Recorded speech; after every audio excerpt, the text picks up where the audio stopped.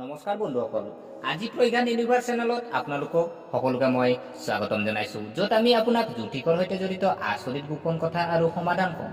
আজি আমি লৈ আহিছোঁ সপোনত বিভিন্ন প্ৰাণী দেখিলে বিভিন্ন ধৰণৰ চিন পোৱা যায়। এই ভিডিঅ'ই আপোনাক প্ৰাণীৰ কিছুমান প্ৰধান সপোনৰ ফলাফল কোৱা হ'ব। গতিকে পলম নকৰি আহকচোন ভিডিঅ'টো আৰম্ভ কৰোঁ। প্ৰিয় দৰ্শক, আপুনি কেতিয়াবা কুকুৰৰ সপোন দেখিছে নেকি? হয়, আপুনি কুকুৰৰ যদি আপুনি সপোন দেখিছে, তেনেহ'লে আনুগত্য, বন্ধুত্ব, নিৰাপত্তা আৰু সতৰ্কতাৰ প্ৰতীক সূচায়। প্ৰিয় দৰ্শক, যদি আপুনি কুকুৰে কামুৰিলে বা শত্ৰুৰ পৰা সাৱধান হোৱাৰ লক্ষণ বুজায়। যদি আপুনি কুকুৰ দেখাটো ভাল, কিন্তু কুকুৰে কামোৰা যদি আপোনালোকে দেখে, তেতিয়া কিন্তু সাৱধান হোৱাটো জৰুৰী আছে। ইয়াৰ পিছত যদি আমি চাওঁ, সপোনত হঠাৎ আপুনি কেতিয়াবা হাতী দেখিছিল।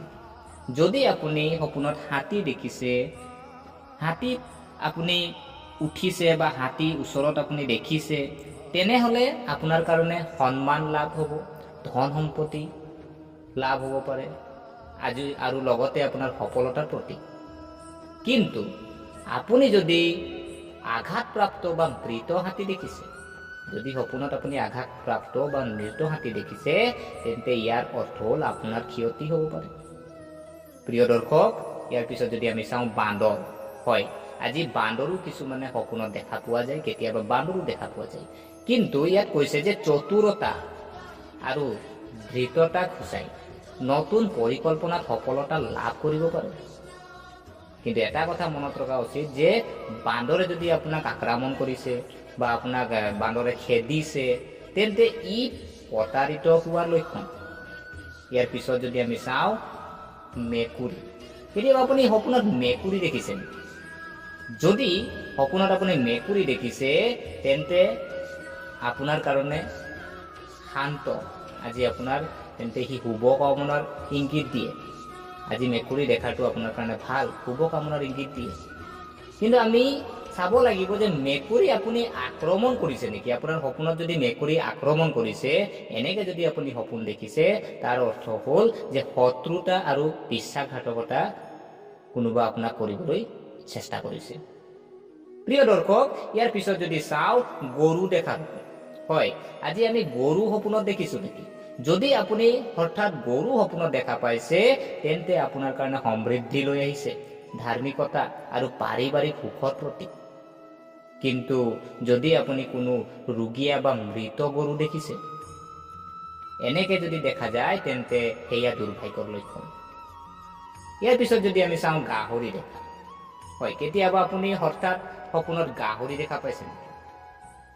গাহৰি যদি আপুনি সপোনত দেখা পাইছে, তেন্তে আপোনাৰ ধন আৰু প্ৰগতিৰ প্ৰতীক হ'ব পাৰে।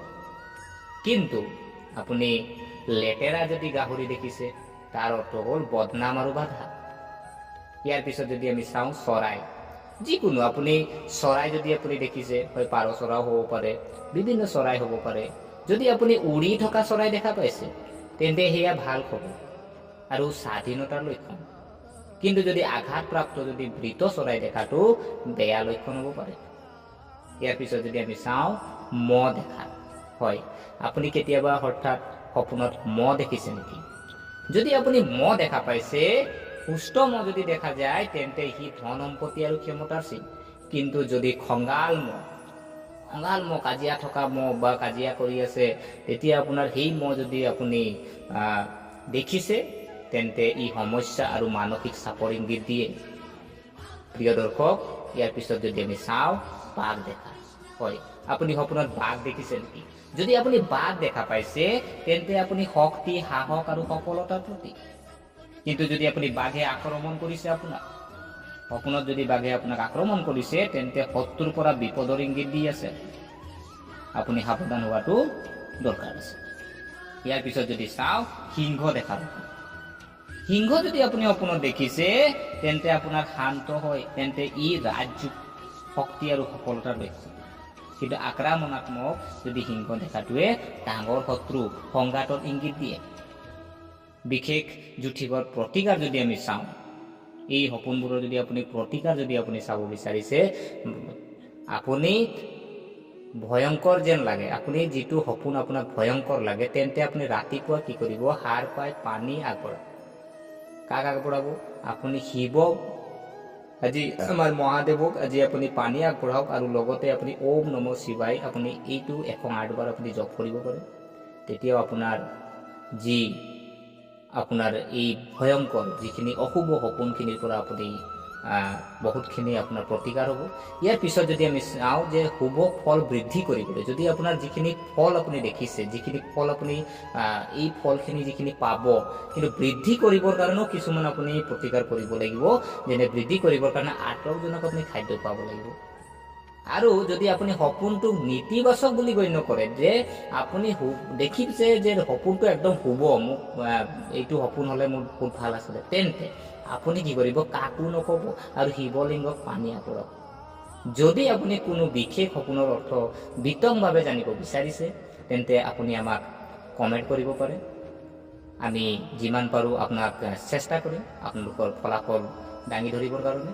গতিকে আশা কৰিলোঁ আপোনাক ভিডিঅ'টো চাই ভাল পালে। যদি এই ভিডিঅ'ই আপোনালোকে কিঞ্চিত মানুহ লাভান্বিত কৰিছে, তেনেহ'লে চেনেলটো ছাবস্ক্ৰাইব কৰাৰ লগতে লাইক কমেণ্ট কৰি উৎসাহিত কৰিব বুলি আশা ৰাখিলোঁ। পুনৰ লগ পোৱাৰ প্ৰতিশ্ৰুতিৰে আজিলৈ বিদায় মাগিলোঁ। ধন্যবাদ।